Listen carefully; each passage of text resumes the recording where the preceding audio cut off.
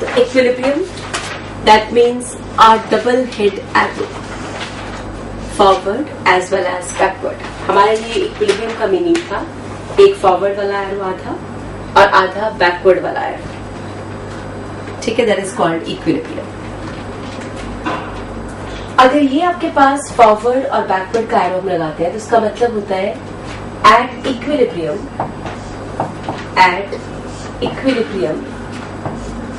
Rate of forward process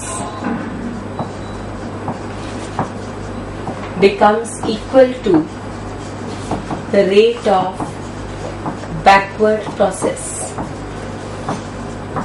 जिस process में, किसी भी प्रोसेस में अगर फॉरवर्ड और बैकवर्ड का रेट सेम हो जाए तो हम उसे बोलते हैं इट इज एट इक्विलिब्रियम. बेटा रेट मीन्स स्पीड.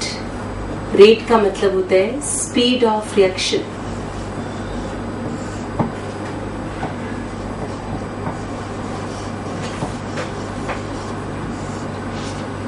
तो स्पीड जो है फॉरवर्ड जाने की स्पीड और बैकवर्ड जाने की स्पीड अगर बराबर हो गई है तो उस प्रोसेस को हम कहेंगे the process is at equilibrium. हम इसको एक जनरल एग्जांपल से समझ सकते थे and that example is population of a country is constant from last 5 years. अगर हम कहते हैं कि population of a country is constant from last 5 years, what does it mean?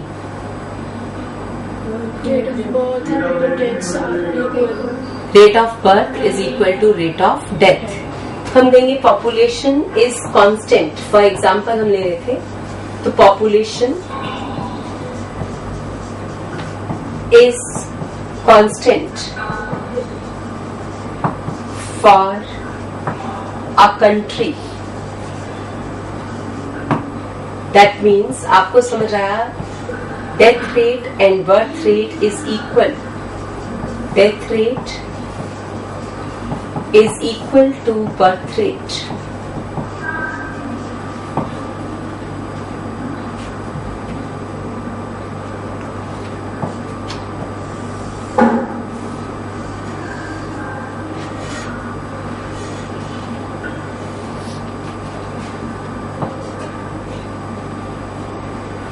अब हम कहेंगे जब डेथ रेट बर्थ रेट के इक्वल हुआ और ये हमने एक सेंटेंस लिखा तो हम कहेंगे this is at equilibrium. That means equilibrium is attend. इसका ट्रू मीनिंग हुआ कि वहां पे अब इक्विलिब्रियम आ चुका है.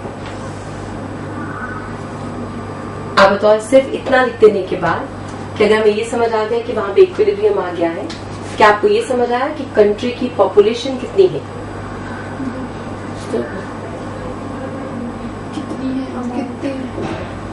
कितनी पॉपुलेशन है? 1 करोड़, 2 करोड़, 3 करोड़, 10 करोड़, 50 करोड़, कुछ समझ आया? No idea, right? It means equilibrium का नंबर से कोई मतलब नहीं है. इक्विलिब्रियम एक छोटे से कंटेनर में भी आ सकता है और इक्विलिब्रियम एक बड़े से इंडस्ट्रियल प्रोसेस में भी आ सकता है. Number and equilibrium these are totally separate things. Equilibrium लाने के लिए हमें बड़ा कंटेनर नहीं चाहिए, छोटा भी नहीं चाहिए. वो हमारी मर्जी, हम जैसा मर्जी प्रोसेस कंडक्ट करें. हम जितनी मर्जी बड़ी कंट्री की बात करें, जितनी मर्जी छोटी कंट्री की बात करें, एक स्टेट की बात करें, एक विलेज की बात करें, इट हार्डली मैटर्स. इक्विलिब्रियम का मतलब है death rate is equal to birth rate. ठीक है, ये समझ आ गया कि नंबर का कोई मीनिंग नहीं है. इस चैप्टर में हमें इस बात से फर्क नहीं पड़ता कि इक्विलिब्रियम कब आएगा. हम कहेंगे इक्विलिब्रियम कहीं पे भी आ सकता है. ठीक है, condition is not the country is there. Here can be a state, it can be a village, it can be a town, anything can be written here. Size का कोई मीनिंग नहीं है. क्या आपको ये समझ आया कि डेथ रेट कितना है? हमें डेथ रेट कितना है वो भी नहीं पता चला. सिर्फ इतना समझ आया कि डेथ रेट और बर्थ रेट जितने भी होंगे वो बराबर होंगे, इक्वल होंगे. 100% ठीक है, ये समझ आ रहा है? क्लियर हो क्या? अब जब पॉपुलेशन कांस्टेंट कर रहे हो इसका मतलब ये दोनों इक्वल है. ठीक है, ना हमें ये समझ आ रहा है कितनी डेथ हो रही है और कितने बर्थ, ना हमें ये समझ आ रहा है कि पॉपुलेशन कितनी है. ये इक्विलिब्रियम नंबर की साइंस नहीं है. It's basically concept of speed. हम स्पीड स्टडी करते हैं कि प्रोसेस में कितने फॉरवर्ड गए, कितने बैकवर्ड आए. अगर दोनों बराबर हो गए, net resultant is no change. ठीक है. अब आप जिसको ऑब्जर्व कर रहे थे वो था पॉपुलेशन. जिस चीज को हम ऑब्जर्व कर रहे हैं वो हमारा वेरिएबल होता है, और ये वेरिएबल हमारे लिए क्या आ चुका था? कांस्टेंट. इन इक्विलिब्रियम पे एक बात पक्का है कि जो वेरिएबल्स होते हैं, जो ऑब्जर्वेबल प्रॉपर्टीज होती हैं, वो कांस्टेंट हो जाती है. ठीक है, उनकी वैल्यू फिक्स्ड हो जाती है, कांस्टेंट हो जाती है. कितनी है ये नहीं पता, लेकिन कांस्टेंट तो पक्का है. ठीक है जी, समझ आ गया? क्लियर हो गया? यानी हम जिस चैप्टर के बारे में बात करने जा रहे हैं अब, वो आपके थर्मोडायनेमिक्स की तरह एक्सटेंसिव नहीं है. अमाउंट से इंडिपेंडेंट चलेगा, क्योंकि इसको अमाउंट से कोई मतलब ही नहीं है. ठीक है. आप ये नहीं कह सकते कि एक रिएक्शन का K 1 मोल रिएक्शन था तो K 10 है, 2 मोल रिएक्शन है तो K 20 नहीं करोगे. एक्सटेंसिव नहीं है. ठीक है. K 1 मोल की रिएक्शन करेंगे तब भी 10 है, और K 2 मोल्स की रिएक्शन करेंगे तब भी 10 ही रहेगा. K को अमाउंट से कोई मतलब नहीं है. ठीक है जी, समझ आ गया? ओके. अब ये हमारे पास था इन जनरल इक्विलिब्रियम था क्या. एक सिंपल सा statement, at equilibrium rate of forward reaction becomes equal to rate of backward process और reaction. Equilibrium in general can be studied in 3 parts. One is called physical equilibrium. Then we have is chemical equilibrium. And third is going to be ionic equilibrium. Physical, chemical and ionic. So we have 3 types of equilibrium. Physical equilibrium, chemical equilibrium and ionic equilibrium.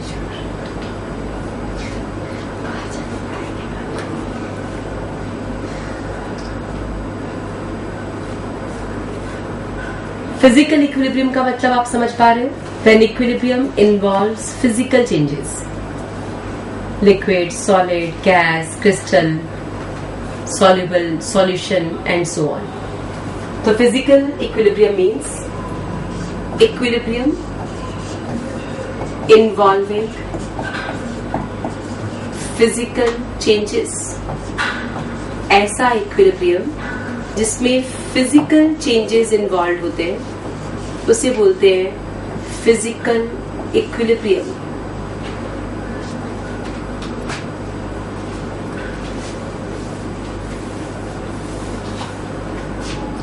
Chemical equilibrium,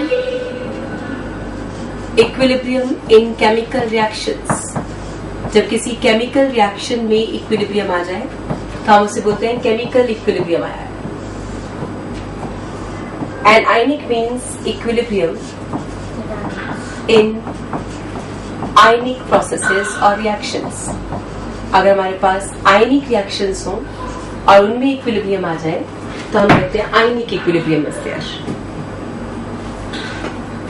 For example, if we write PCl5 gives PCl3 plus Cl2, ये एक chemical equilibrium है. But if we write CH3COOH is in equilibrium with CH3COO negative plus H positive. This is ionic equilibrium because ions are formed. And if we write water liquid is in equilibrium with water gas, so this is your physical equilibrium.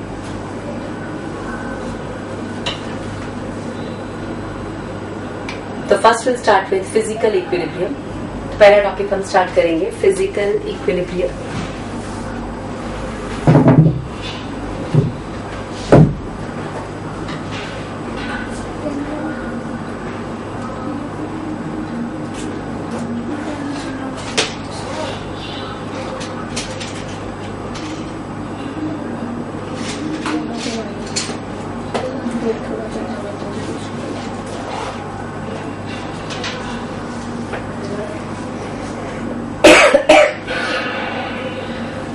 हाँ जी, आप physical equilibrium start कर रहे हैं हम लोग.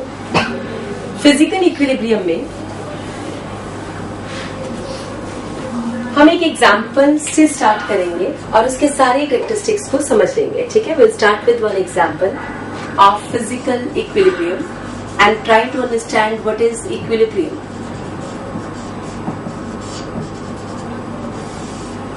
Example 1.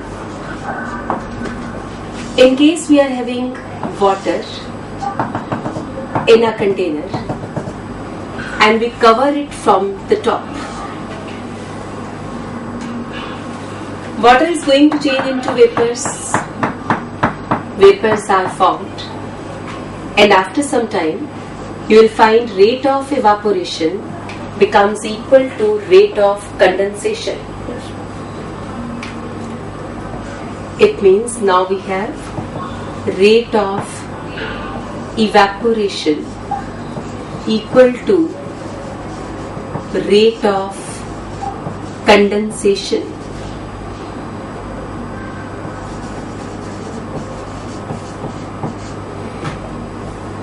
Temperature को constant रखना जरूरी है, और जब हम टेम्परेचर कांस्टेंट रख रहे हैं तो मुझे कोई चेंज ऑब्जर्व करना था. I want to observe some change. तो बेटा पानी का कलर कोई चेंज शो नहीं कर रहा है, इसलिए हम कलर का चेंज नहीं देख सकते थे. पानी में कोई केमिकल रिएक्शन भी नहीं हो रहा है, इसलिए हम उसका कोई पीएच, कंडक्टेंस ऐसा कुछ मेजर नहीं कर पाएंगे. इट मीन्स ये तो एक सिंपल फिजिकल चेंज है. तो हम इसमें सिर्फ क्या चीज नोट कर पा रहे थे, वो था प्रेशर. हमने प्रेशर मेजरिंग डिवाइस लगा दी यहाँ पर. Volume of container is already fixed, उसको चेंज हम कर नहीं रहे थे. वॉल्यूम ऑफ वाटर, वाटर तो फिर कम रहेगा ना, क्वांटिटी ऑफ वाटर कांस्टेंट हो जाएगा ना, इक्विलिब्रियम आ चुका. अब आपके पास जो चेंज मशीन से नोट किया जा सकता था वो था बैरोमीट्रिकली. आप इसके प्रेशर को नोट कर सकते थे. जो प्रेशर हम नोट कर रहे थे, that reading is called vapour pressure and this is going to be a constant value. तो प्रेशर हमारे पास क्या आ गया, कांस्टेंट आ गया. ये कांस्टेंट वैल्यू क्या इंडिकेट कर रही थी कि वहां पे क्या आ गया है, इक्विलिब्रियम आ चुका है. टेम्परेचर कांस्टेंट हमारी कंडीशन है और उसका आउटकम क्या आया है कि प्रेशर बिकम्स कांस्टेंट. ठीक है, अगर मैं टेम्परेचर चेंज करूंगी तो प्रेशर चेंज हो जाएगा, इसलिए आपको किसी एक को तो कांस्टेंट रखना है. तो जो कांस्टेंट हमने रखा है वो है टेम्परेचर. तो टेम्परेचर कांस्टेंट रखा गया, इक्विलिब्रियम अटेन हो गया. When equilibrium is attend, pressure of the container becomes constant. That means observable property becomes constant. और ये कंफर्म कर रहा था कि इक्विलिब्रियम आ चुका है. ठीक है जी, समझ आ गया ये point. Write down at equilibrium. ये पहले खूब लिख लो. चलो, एट इक्विलिब्रियम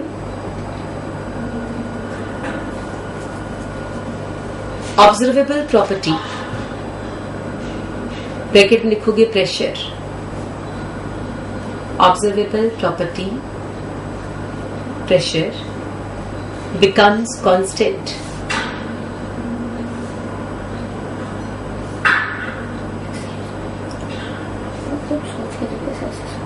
ग्लास लिया, उसको हमने प्लेन ऐसे लिड से कवर कर दिया, उसके ऊपर एक हमने पानी का भरा हुआ ग्लास ऐसे उल्टा करके पूरा रख दिया. उसका पानी यहाँ चलो, उसका नीचे हो, तो उस ऊपर वाले के वेपर वहाँ बनेंगे. तो फिर अगर मतलब तो उनका प्रेशर वगैरह सेम होगा दोनों का. हाँ जी बेटा, यहाँ तक समझ आ गया था. नेक्स्ट पॉइंट लिखो जरा.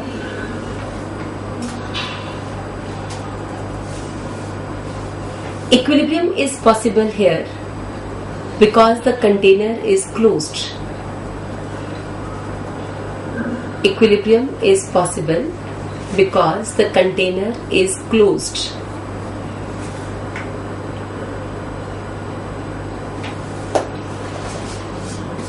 And the vapor phase cannot escape the system. Vapor phase cannot escape the system.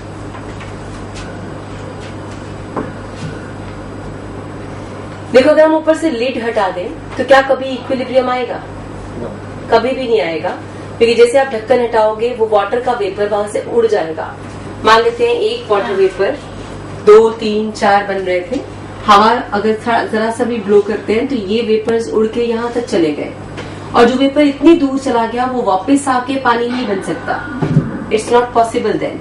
तो इक्विलिब्रियम तभी पॉसिबल होगा जब कंटेनर क्लोज्ड हो, ठीक है। तो यहाँ पे आपका इक्विलिब्रियम क्लोज्ड कंटेनर की वजह से आ रहा है, ब्रैकेट में लिखो गैसियस फेज इज इन्वॉल्व्ड, क्योंकि गैस इन्वॉल्व है इसलिए आपको क्लोज्ड कंटेनर लेना जरूरी था। Gaseous phase is involved.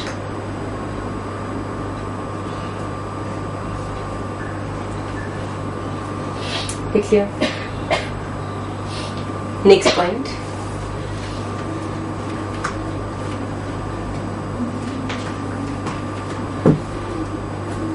If temperature increases तो वेपर प्रेशर ऑल्सो इंक्रीजेस। अगर हम टेम्परेचर इंक्रीज करेंगे तो वेपर प्रेशर भी इंक्रीज कर जाएगा। If temperature increases vapour pressure also increases. देखो जरा, आपके पास है water liquid is in equilibrium with water gas, ये स्टेट है हमारे पास। इस प्रोसेस में अगर हम फॉरवर्ड जा रहे हैं तो प्रोसेस था डेल्टा एच पॉजिटिव, एंडोथर्मिक। अगर बैकवर्ड आते हैं तो डेल्टा एच क्या हो जाएगा, नेगेटिव, ठीक है। अगर हमने हीट किया यानी टेम्परेचर इंक्रीज किया, अगर हीट करेंगे तो ये प्रोसेस यानी एंडोथर्मिक क्या हो जाता है, फॉरवर्ड हो जाता है, स्पॉन्टेनियस। यही किया था थर्मोडायनामिक्स में हम लोगों ने, हमने कहा था एंडोथर्मिक रिएक्शंस को हीट करो, हाई टेम्परेचर दो तो स्पॉन्टेनियस हो जाते हैं। तो आपके पास जब आपने हीट किया तो एंडोथर्मिक बिकम्स फॉरवर्ड, तो वाटर के वेपर ज्यादा बन जाएंगे, तो वेपर प्रेशर क्या हो जाएगा, इंक्रीज करना शुरू कर देगा। ठीक है, ये समझ आया। तो अब आपके pass on increasing temperature forward is favored. That means endothermic is favored. Temperature बढ़ाने पे एंडोथर्मिक हमेशा फेवर हो जाता था, इसलिए जब आपने गर्म किया, हाई टेम्परेचर किया, तो वेपर प्रेशर भी इंक्रीज हो गया। This vapour pressure is also named as aqueous tension. आपने स्टेट्स ऑफ मैटर में इसी टॉपिक का नाम एक्वस टेंशन भी लिया था। तो वेपर प्रेशर और aqueous tension, vapour pressure of water is called aqueous tension.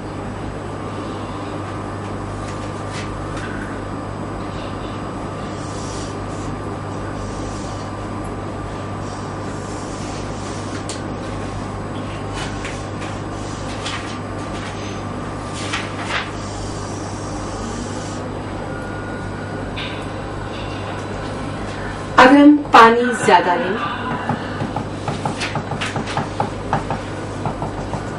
पानी को बिखेर दें, पानी बहुत थोड़ा लें, यानी पानी को बहुत ही ज्यादा लें,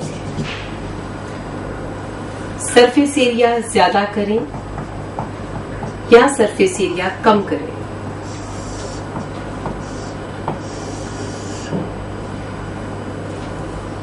इक्विलिब्रियम कब आएगा, जब rate of evaporation becomes equal to condensation.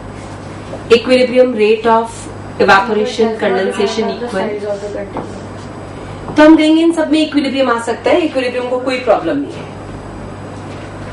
अगर इन सब में इक्विलिब्रियम पॉसिबल है और मैंने अगर टेम्परेचर सेम रखा T1, T1, T1, T1, तो बेटा वेपर प्रेशर भी सेम होगा P1, P1, P1, P1। ये साइज ऑफ कंटेनर आप चेंज करो, उसकी शेप चेंज करो, उसका सरफेस एरिया इंक्रीज करो, उसका अमाउंट बढ़ा दो, बाल्टी भर पानी ले लो या एक ग्लास में पानी लेके ढक लो, वेपर प्रेशर अगर टेम्परेचर सेम है तो वेपर प्रेशर सेम ही रहेगा। ये इक्विलिब्रियम को साइज से कोई मतलब नहीं है, शेप से कोई मतलब नहीं है, अमाउंट से कोई मतलब नहीं है। ठीक है, स्विमिंग पूल का वेपर प्रेशर पानी का या एक रिवर के पानी का वेपर प्रेशर एक ग्लास के पानी के वेपर प्रेशर के इक्वल हो जाएगा if both are having same temperature. Time की अटेनमेंट की बात नहीं करते, ठीक है, समझ आ गया। सिर्फ फर्क इतना पड़ता है कि इक्विलिब्रियम कहीं पे जल्दी, जब बहुत बड़ा कंटेनर है तो इक्विलिब्रियम को आने में टाइम लगेगा। देखो अगर आपको जैसे पॉपुलेशन की बात करें, अगर हम एक एक स्टेट की बजाय अगर हम एक एक विलेज की बात करें तो विलेज में आप पॉपुलेशन को एट इक्विलिब्रियम लेके मेंटेन कर सकते हो, ठीक है। आप उसमें इमिग्रेशन माइग्रेशन कंट्रोल रखो, ठीक है। जैसे मान लो आपको लगता है यहाँ पॉपुलेशन कम हो रही है तो 2 लोगों को बाहर से बुला के वहां बसा दो तो पॉपुलेशन बराबर पे आ जाएगी। यहाँ पॉपुलेशन बढ़ रही है, यहाँ से 2 लोगों को शहर में भेज दो, पॉपुलेशन कंट्रोल में रहेगी, कांस्टेंट की जा सकती है। It mean small sized areas में या स्मॉल रीजन्स में वेपर प्रेशर या किसी भी चीज का कंट्रोल इजी है तो हम कहेंगे इक्विलिब्रियम इज इजियर, फास्टर आएगा, जल्दी आ सकता है।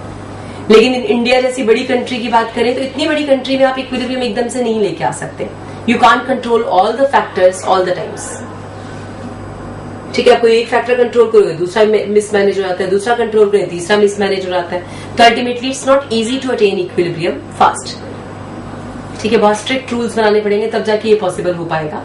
तो आपके पास अल्टीमेटली हम ये कह रहे हैं इक्विलिब्रियम ये नहीं कि हमारी कंट्री में आ नहीं सकता क्योंकि हमारी कंट्री बहुत बड़ी है, ये गलत रीजन है, क्योंकि इक्विलिब्रियम तो आ सकता है लेकिन प्रॉब्लम है कि time to attain that equilibrium will be longer, larger time requirement is more, but equilibrium is possible. लेकिन हमें कुछ कंडीशंस को कांस्टेंट करना पड़ेगा, कुछ चीजें रेगुलराइज करनी पड़ेंगी, ठीक है जी। Write down. Equilibrium can be attained. Equilibrium is independent of size, shape, surface area. Equilibrium is independent of size, shape, surface area, amount of reactants or amount of substance.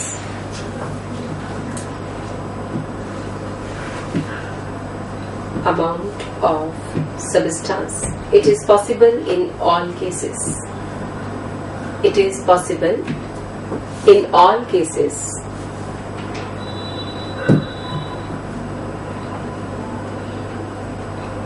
But the time required to attain equilibrium may differ. But time required to attain equilibrium may differ.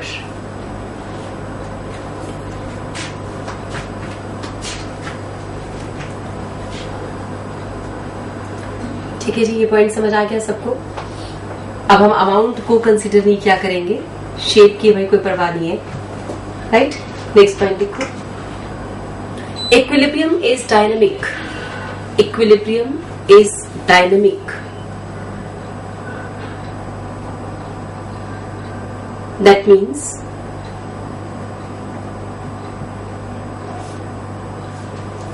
at equilibrium process,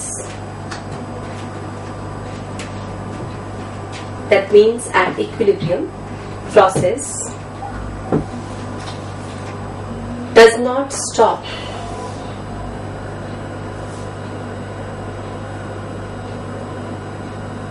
Rather keep on going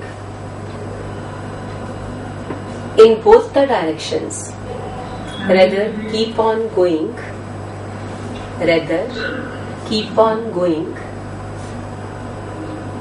in both the directions at equal rate.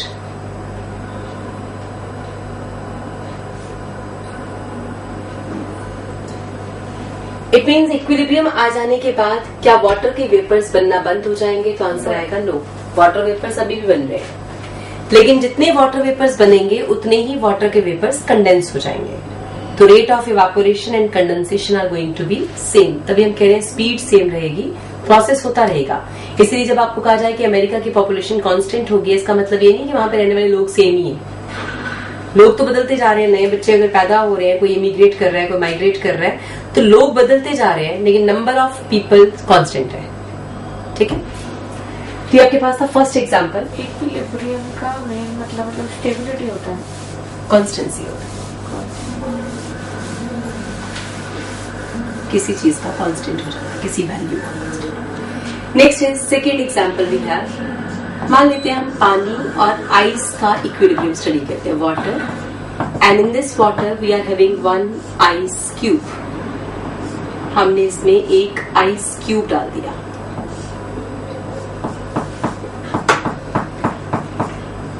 अगर हम ice cube डालते हैं तो ice cube, ice floats on water, हमने ice के ऊपर cube जो है वो फ्लोट कर रहा है और 0 डिग्री सेल्सियस मेंटेन कर दिया। Temperature is now 0 degree. हम बताए 0 डिग्री एक मेल्टिंग पॉइंट ऑफ आइस है, ना इस पे आइस मेल्ट करेगी ना बनेगी, ठीक है। बट एक्चुअल में क्या हो रहा होगा, एक मॉलिक्यूल अगर आइस का पिघल जाएगा तो 1 molecule of water will form ice again. यानी यहाँ पे भी प्रोसेस चल रहा है। पर ऐसा होता तो नहीं पानी में। फिर जब हम पानी में आइस डालते हैं तो हम 0 डिग्री पे नहीं डाल रहे होते, हम पानी में आइस डालते हैं एट सम हायर टेम्परेचर। तो उस टाइम पे तो आइस को पिघलना ही है, फिर तो कोई कर नहीं सकते ना टेम्परेचर कंडीशन। 0 डिग्री पे कहाँ मिलता है, कब मिलता है? थर्मामीटर से चेक करना पड़ेगा। वो तो फिर आइस में ही मिलेगा। It means we are having water and water, liquid and solid. ये हमारे पास है। Rate of formation of ice is now equal to rate of dissolution of ice। जितनी स्पीड से वो बन रही है उतनी स्पीड से वो पिघल रही है।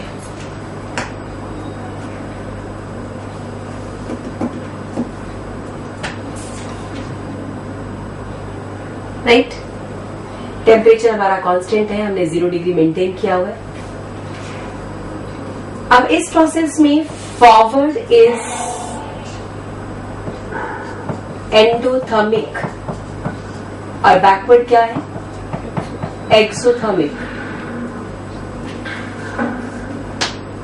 Forward is endothermic, backward is exothermic. तो can you tell me, on heating equilibrium will go in which direction? क्या होगा? हम कहेंगे अगर हमने हीट किया, आइस मेल्ट्स, ठीक है। रीजन इज, क्या रीजन देंगे? बिकॉज एंडोथर्मिक प्रोसेस यानी forward is favoured. Endothermic that means forward is favoured.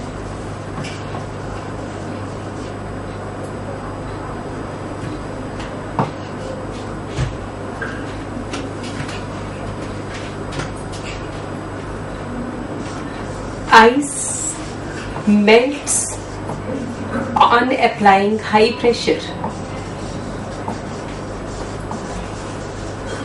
Ice high pressure लगाने पे भी मेल्ट कर जाती है। Ice melts on applying high pressure. Reason is, बेटा आइस की केस में we have cage like structure, large volume, low density किया था। और जब वाटर लिक्विड बनाते हैं तो केज लाइक स्ट्रक्चर खत्म हो चुका होता है।